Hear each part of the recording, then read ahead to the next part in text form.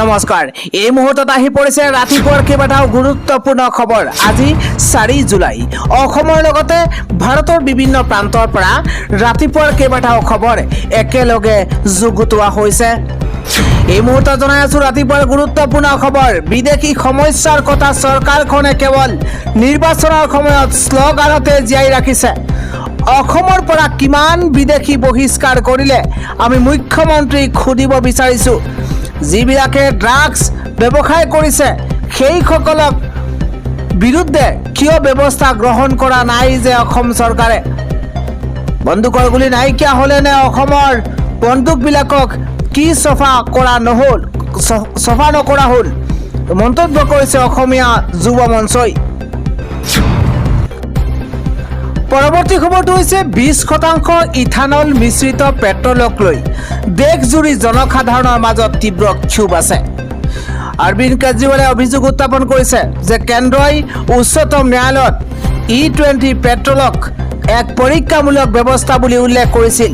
পিছত সংবাদ মাধ্যমত বিষয়টো প্ৰচাৰ হোৱাৰ পাছতেই চৰকাৰে নিজৰ বক্তব্যৰ পৰা আঁতৰি যায়। যদি ই পৰীক্ষা তেন্তে 140 কোটি জনতাৰ ওপৰত কেনেকৈ এই পৰীক্ষা চলোৱা হ'ল? প্ৰশ্ন উত্থাপন কৰিছে কেজৰিৱালে। E20 পেট্ৰলৰ ফলত বাহনৰ ক্ষতি হ'লে ক্ষতিপূৰণ কোনে দিব বুলি প্ৰশ্ন উত্থাপন কৰিছে আপৰ নেতাগৰাকীয়ে। তেওঁ লগতে কয় যে এই নীতি প্ৰত্যাহাৰ কৰাৰ দাবীত তেওঁ অচিৰেই প্ৰধানমন্ত্ৰীলৈ এখন পত্ৰ প্ৰেৰণ কৰিব। এনে খবৰ হৈছে PM কিষাণৰ অধীনত ক্ষুদ্ৰ চাহ খেতিয়কে লাভ কৰিব 6,000 কোটি টকা। এটা গুৰুত্বপূৰ্ণ খবৰ। ৰাজ্যৰ ক্ষুদ্ৰ চাহ খেতিয়কলৈ আহি গৈছে ভাল খবৰ, কিয়নো প্ৰতিগৰাকী ক্ষুদ্ৰ চাহ খেতিয়কে লাভ কৰিব 6,000 কোটি টকা। PM কিষাণৰ অধীনত ক্ষুদ্ৰ চাহ খেতিয়কে লাভ কৰিব এই ধন।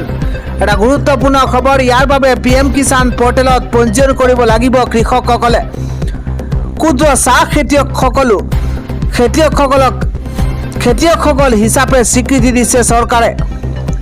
ইয়াৰ ফলত চাহ খেতিয়কসকলে সকলো সুবিধা লাভ কৰিব। কৃষকে যি সুবিধা লাভ কৰে সকলো সুবিধাই লাভ কৰিব চাহ খেতিয়কে। সাৰৰ অবৈধ কাৰবাৰ চলোৱা ব্যৱসায়ীকো কঠোৰ সকিয়নি মন্ত্ৰী পীযুষ হাজৰিকাৰ। কৃষকক অন্যায় কৰা কাম কোনোপধ্যেই সহ্য কৰা নহ'ব বুলি মন্তব্য কৰিছে পীযুষ হাজৰিকাই। কোনো কৃষকক বাধ্যতামূলক সাৰ কিনিবলৈ ক'ব নোৱাৰিব। ৰাজ্যৰ ক্ষুদ্ৰ চাহ খেতিয়কলৈ আহি গৈছে ভাল খবৰ। আজি ৰাতিপুৱাৰ পৰৱৰ্তী খবৰ। 5 ঘণ্টাৰ বাবে নাথাকে আজি কাৰেণ্ট। আজি কৰি লওক জৰুৰী কাম। এটা গুৰুত্বপূৰ্ণ খবৰ। 5 ঘণ্টাৰ বাবে নাথাকে কাৰেণ্ট। এটা গুৰুত্বপূৰ্ণ খবৰ। পুৱা 5 বজাৰ পৰা 10 বজালৈকে কাৰেণ্ট নাথাকে। কোন কোন অঞ্চলতে কৰ্তন কৰা হ'ব তাৰ তথ্য জনোৱা হৈছে। বৃহত্তৰ বৰপেটা ৰোড, বাবুপাৰা, কলহভাঙা, লগতে হাউলি, গোবৰ্ধনা, গোৱাগাছা, কালজাৰ, বৰপেটা, গৰাইমাৰী আদি অঞ্চলত নাথাকে কাৰেণ্ট। বৰনগৰ গ্ৰীডৰ মেৰামতিৰ বাবে কৰ্তন কৰা হ'ব বিদ্যুৎ যোগান। বৰপেটা ৰোড বৈদ্যুতিক উপসংমণ্ডল বিভাগে জাৰি কৰিছে জাননী। ৰাতিপুৱাৰ পৰৱৰ্তী খবৰ। ঘাইপথৰ কাষত থাকিব নোৱাৰিব এখনো দোকান। জাৰি কৰা হৈছে কঠোৰ নিৰ্দেশনা। চলিব এতিয়া উচ্ছেদ। এটা গুৰুত্বপূৰ্ণ খবৰ। নগাঁৱৰ ঘাইপথৰ কাষৰ দোকানত শীঘ্ৰেই চলিব বুলডজাৰ। ঘাইপথৰ কাষৰ দোকান ধাবাসমূহ শীঘ্ৰেই আঁতৰ কৰিব লাগিব, অন্যথা প্ৰশাসনে চলাব উচ্ছেদ অভিযান। 7 দিনৰ ভিতৰতে অবৈধ দোকান পোহাৰ আঁতৰাই নিয়াৰ বাবে কঠোৰ নিৰ্দেশনা দিয়া হৈছে। অবৈধ বেদখলকাৰীলৈ NHIDCLৰ তৰফৰ পৰা এই হুংকাৰ দিয়া হৈছে। 7 দিনৰ ভিতৰতে খালী কৰিব লাগিব ঘাইপথৰ কাষৰ মাটি। ৰাষ্ট্ৰীয় ঘাইপথৰ কাষৰ ৰশ্মি ধাবালৈ উচ্ছেদৰ জাননী।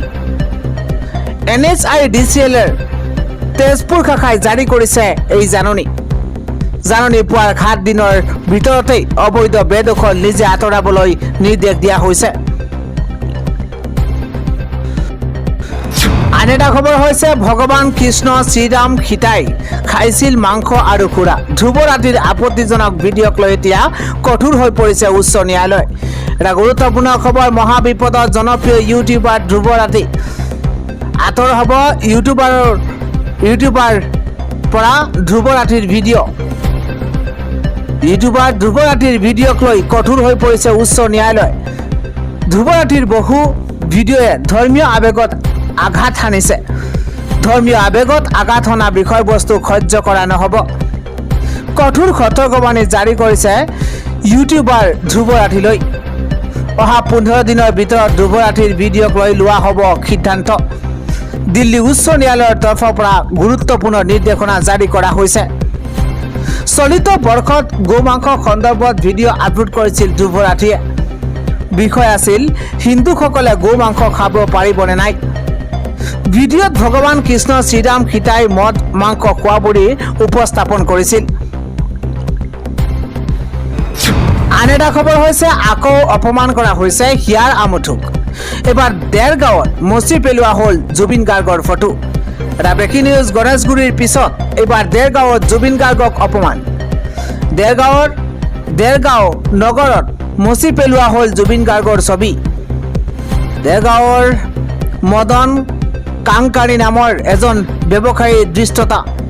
ব্যৱসায়ীগৰাকীয়ে মচি পেলালে হিয়াৰ আমঠুগৰাকীৰ ছবি। ঘটনাক লৈ দেৰগাঁৱত এতিয়া তীব্ৰ উত্তেজনাই বিৰাজ কৰিছে। জুবিন অনুৰাগী এতিয়া কৰিছে তীব্ৰ প্ৰতিবাদ। গণেশগুৰিৰ পিছত এইবাৰ দেৰগাঁৱত প্ৰাণৰ শিল্পীগৰাকীক অপমান কৰা হৈছে। আন এটা খবৰ হৈছে মহানগৰীত গ্ৰীণ বাছৰ অট্টপালি, থিতাতে মৃত্যু হৈছে এগৰাকী লোক। এটা ডাঙৰ খবৰ, গুৱাহাটী মহানগৰীত গ্ৰীণ বাছৰ অট্টপালি।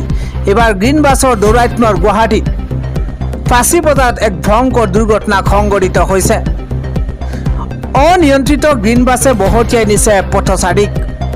থিতাতে মৃত্যু হৈছে স্কুটাৰ আৰোহীৰ। ফাঁচী বজাৰত উত্তপ্ত পৰিস্থিতিৰ সৃষ্টি হৈছে। গ্ৰীণ বাছৰ দৌৰাত্ম্য আৰম্ভ হৈছে গুৱাহাটী মহানগৰীত। আন এটা খবৰ হৈছে আয়াতুল্লাহ আলী খেমেনিৰ সৈতে পৰিয়ালৰ 5 ব্যক্তিৰ একেলগে কৰা হ'ব জানাজা। বুৰ্খা পিন্ধি কান্দি কান্দি ওলাই আহিছে হাজাৰ হাজাৰ মহিলা। এই মুহূৰ্তত ডাঙৰ খবৰ, খেমেনিৰ নশ্বৰ দেহ প্ৰথমবাৰ দেখিলে বিশ্বই। খামেনিৰ লগতে পৰিয়ালৰ 5 ব্যক্তিৰ একেলগে কৰা হ'ব জানাজা। ভাৰতৰ পৰা ইৰাণত উপস্থিত সাধু সন্তৰ দল। বুৰ্খা পৰিধান কৰি কান্দি কান্দি ওলাই আহিছে হাজাৰ হাজাৰ মহিলা। খামেনিৰ জানাজা ৰেলীয়ে 2খন দেশ অতিক্ৰম কৰিব। খেমেনিৰ কন্যা, জোৱাই, নাতিনী, বোৱাৰীয়েকৰ হ'ব জানাজা। ইৰাণৰ সৰ্বোচ্চ নেতা আয়াতুল্লাহ আলী খেমেনি। আয়াতুল্লাহ খেমেনিৰ কন্যা বাছাৰ আল খামেনি। আয়াতুল্লাহ খেমেনিৰ জোৱাই মিছবা আল দুহা বাঘেৰী। বোৱাৰী তথা মুস্তাবা খামেনিৰ পত্নী জাহৰা হাদ্দাদ আদেল। আয়াতুল্লাহ খেমেনিৰ 14 বছৰীয়া নাতিনী জাহাৰা মোহাম্মদী গুলপাইগানী। 9 জুলাইত কবৰস্থ কৰা হ'ব আটাইকে। আমেৰিকাৰ আক্ৰমণত 28 ফেব্ৰুৱাৰীত একেলগে মৃত্যু হৈছিল। খামেনিৰ নশ্বৰ দেহ প্ৰথমবাৰৰ বাবে দেখিলে বিশ্বই। আন এটা খবৰ, বিৰোধী নেতাৰে ভৰি পৰিছে খেমেনিৰ জানাজাৰ অনুষ্ঠান। বিৰোধী নেতাৰে ভৰি পৰিছে খামেনিৰ জানাজাৰ অনুষ্ঠান। ভাৰতৰ কেইবাজনো বিৰোধী নেতা উপস্থিত ইৰাণত। কংগ্ৰেছৰ সভাপতিও যাব পাৰে ইৰাণ। ইতিমধ্যে মেহবুবা মুফতি আৰু সলমান খুৰছিদ উপস্থিত। ইৰাণলৈ ভাৰতৰ পৰা গৈছে সাধু সন্তৰ দল। বিশ্বৰ বহু দেশৰ ৰাষ্ট্ৰীয় নেতা উপস্থিত ইৰাণত। শীঘ্ৰেই ৰাওনা হ'ব পবিত্ৰ মাৰ্ঘেৰিটাও। বিৰোধী নেতাৰে ভৰি পৰিছে খামেনিৰ জানাজাৰ অনুষ্ঠানত। আন এটা খবৰ হৈছে ঘৰলৈ লৈ যোৱা হ'ল মৃদু মুদ্ৰাৰ মৃতদেহ। এবাৰ গাড়ীয়ে গাড়ীয়ে নলবাৰীত উপস্থিত হৈছে আৰক্ষীৰ দল। নলবাৰীৰ গংগাপুৰত ৰেপিড' একশ্যন ফ'ৰ্চ মোতায়েন। মৃদু মুদ্ৰাৰ বাসগৃহৰ লগতে গংগাপুৰ নলবাৰী পথত আৰক্ষীৰ টহল। ৰাজপথত মোতায়েন কৰা হৈছে অৰ্ধসামৰিক বাহিনীও। বহু ব্যক্তি দল সংগঠনৰ নেতা গোট খাইছে অঞ্চলটোত। পৰিস্থিতিৰ প্ৰতি চোকা নজৰ আৰক্ষী প্ৰশাসনৰ। মৃদুমুদ্ৰা ডেকাৰ হত্যাকাণ্ডৰ নতুন মূৰ। ৰজ আলীৰ লগত হিতেশ আলী জড়িত থকাৰ অভিযোগ উত্থাপন হৈছে। হিতেশ আলীক গ্ৰেপ্তাৰ কৰাৰ দাবীও উত্থাপন হৈছে। ৰজ আলীৰ বাসগৃহত বুলডোজাৰ চলোৱাৰো দাবী উত্থাপন কৰা হৈছে। ৰজ আলীৰ পিতৃ মাতৃক গ্ৰেপ্তাৰ কৰাৰ দাবী। আন্তঃৰাষ্ট্ৰীয় হিন্দু পৰিষদ আৰু বজৰং দলে অভিযোগ উত্থাপন কৰিছে। মৃদুমুদ্ৰা ডেকাৰ নশ্বৰ দেহ লৈ প্ৰতিবাদ সাব্যস্ত কৰাৰ প্ৰস্তুতি। গাড়ীয়ে গাড়ীয়ে নলবাৰীত উপস্থিত হৈছে আৰক্ষীৰ দল। আজি ৰাতিপুৱাৰ পৰৱৰ্তী ডাঙৰ খবৰ। পুছবেকৰ মাজতে লাখ লাখ বাংলাদেশী আহিব ভাৰতলৈ। এইবাৰ লাখ লাখ বাংলাদেশী নাগৰিক আহিব ভাৰতলৈ। এটা ডাঙৰ খবৰ এই মুহূৰ্তত জনাইছো। বাংলাদেশী পুছবেক অভিযানৰ মাজতে আহিছে এই খবৰ। প্ৰায় 2 বছৰ পিছত পৰ্যটন ভিছালৈ বাংলাদেশী আহিব ভাৰতলৈ। বাংলাদেশী নাগৰিকৰ বাবে পৰ্যটন ভিছা দিয়াৰ ব্যৱস্থা কৰিছে ভাৰতে। বাংলাদেশৰ ভাৰতীয় ভিছা কেন্দ্ৰসমূহত হাজাৰ হাজাৰ বাংলাদেশীৰ ভিৰ। এদিনতে 1.5 লাখৰো অধিক বাংলাদেশীয়ে আবেদন কৰিছে ভিছাৰ। 28 জুনৰ পৰা বাংলাদেশৰ 5 ভাৰতীয় ভিছা কেন্দ্ৰত চলিছে আবেদন। 29 জুনৰ পৰা আৰম্ভ হৈছে ভিছা আবেদন পত্ৰ দাখিলৰ প্ৰক্ৰিয়া। ঢাকাৰ যমুনা ফিউচাৰ পাৰ্কৰ আইভাক চেণ্টাৰত আবেদনকাৰীয়ে কৰিছে ভিৰ। ৰাজশ্বাহী, চট্টগ্ৰাম, চিলেট আৰু খুলনাৰ ভিছা কেন্দ্ৰত দীঘলীয়া শাৰী দেখিবলৈ পোৱা গৈছে। এইবাৰ লাখ লাখ বাংলাদেশী নাগৰিক আহিব ভাৰতলৈ। আন এটা খবৰ হৈছে ৱাকফ সম্পত্তি ৰেজিষ্ট্ৰেশ্যনৰ সমস্যা দূৰ কৰিলে চৰকাৰে। মুছলমান জনতালৈ বৃহৎ অফাৰ এইবাৰ বিজেপি চৰকাৰৰ। এটা গুৰুত্বপূৰ্ণ খবৰ। ৱাকফ সম্পত্তি ৰেজিষ্ট্ৰেশ্যন নহ'লেও চিন্তা কৰাৰ কোনো কাৰণ নাই মুছলমানৰ। ৱাকফ সম্পত্তিক লৈ মুছলমান ৰাইজক বৃহৎ অফাৰ এইবাৰ বিজেপি চৰকাৰৰ। ইউমেড পৰ্টেলত ৰেজিষ্ট্ৰেশ্যন খাৰিজ হ'লেও সুৰক্ষিত থাকিব ৱাকফ সম্পত্তি। ৱাকফৰ সম্পত্তি পঞ্জীয়ন আবেদন খাৰিজ মানে সকলো শেষ নহয়। 88,000ৰো অধিক ৱাকফ সম্পত্তি নাকচ হোৱাৰ ভুৱা বাতৰি ভুৱা বুলি কোৱা হৈছে। পৰ্টেলত খাৰিজ হোৱা সকলো আবেদন পুনৰ বিবেচনা কৰা হ'ব। ৱাকফৰ সম্পত্তি পঞ্জীয়নৰ সময়সীমা শেষ হ'লেও পুনৰ কৰিব পাৰিব আবেদন। ফ্ৰী হেল্পলাইন ইমেইলৰ জৰিয়তে মুছলমান ৰাইজে জনাব পাৰিব অসুবিধা। আবেদন এবাৰ ৰিজেক্ট হ'লেও দ্বিতীয়বাৰ কৰিব পাৰিব আবেদন। পৰ্টেলত অত্যাধিক আবেদন দাখিল হোৱাৰ বাবে সৃষ্টি হৈছে সমস্যাৰ। কেন্দ্ৰীয় সংখ্যালঘু পৰিক্ৰমা মন্ত্ৰালয়ে স্পষ্ট কৰিছে এই কথা। ৱাকফ সম্পত্তি ৰেজিষ্ট্ৰেশ্যন নহ'লেও চিন্তা কৰাৰ কোনো কাৰণ নাই মুছলমানৰ। আন এটা খবৰ হৈছে মৃদুমুদ্ৰাৰ ঘটনাই শেষ ঘটনা হ'ব লাগিব। এনে ঘটনা যাতে পুনৰ হ'ব নোৱাৰে এই মন্তব্য কৰিছে মন্ত্ৰী জয়ন্ত মল্ল বৰুৱাই। ডাঙৰ খবৰ। মৃদুমুদ্ৰাৰ ঘটনাই শেষ ঘটনা হ'ব লাগিব। এনে ঘটনা যাতে পুনৰ হ'ব নোৱাৰে তাৰ বাবে সজাগ হ'ব লাগিব। অসমবাসীয়ে শিক্ষা ল'ব লাগিব, কঠোৰ হ'ব লাগিব। এনে ঘটনাৰ সৈতে প্ৰত্যক্ষ আৰু পৰোক্ষভাৱে জড়িত কোনেও ৰেহাই নাপাব মন্তব্য কৰিছে মন্ত্ৰী পীযুষ হাজৰিকাই। এই ক্ষেত্ৰত চৰকাৰে কঠোৰভাৱে কাম কৰি আছে। অসমবাসীয়ে শিক্ষা ল'ব লাগিব, কঠোৰ হ'ব লাগিব। আন এটা খবৰ হৈছে পেট্ৰলত ইথানল মিহলোৱাক লৈ পুনৰ বিতৰ্ক। বিকল হৈ পৰিল প্ৰাক্তন বিজেপি নেতা মনীষ কাশ্যপৰ লাখটকীয়া গাড়ী। ছ'চিয়েল মিডিয়াত বিজেপিৰ প্ৰাক্তন নেতা মনীষ কাশ্যপৰ এটা ভিডিঅ' আৰু দাবী দ্ৰুতগতিত ভাইৰেল হৈ পৰিছে। ইয়াত তেওঁ ভাৰতত প্ৰৱৰ্তন কৰা E20 ইথানল মিহলোৱা পেট্ৰল সন্দৰ্ভত চৰকাৰৰ নীতিক লৈ প্ৰশ্ন উত্থাপন কৰিছে। এই ভাইৰেল ভিডিঅ'ত অভিযোগ কৰা হৈছে যে দেশৰ পেট্ৰল পাম্পসমূহত ভেজালৰ সম্ভাৱনা বৃদ্ধি পাব পাৰে। ভিডিঅ'টোত গ্ৰাহকক বিশুদ্ধ পেট্ৰল আৰু ইথানল পেট্ৰল বেলেগ বেলেগ বিকল্প হিচাপে প্ৰদান কৰাৰ দাবী উত্থাপন কৰা হৈছে। চৰকাৰে পেট্ৰলত ইথানল মিহলোৱা কাৰ্যক আমদানিৰ ওপৰত নিৰ্ভৰশীলতা হ্ৰাস আৰু পৰিৱেশ সংৰক্ষণৰ দিশত এক বৃহৎ পদক্ষেপ হিচাপে গণ্য কৰিছে।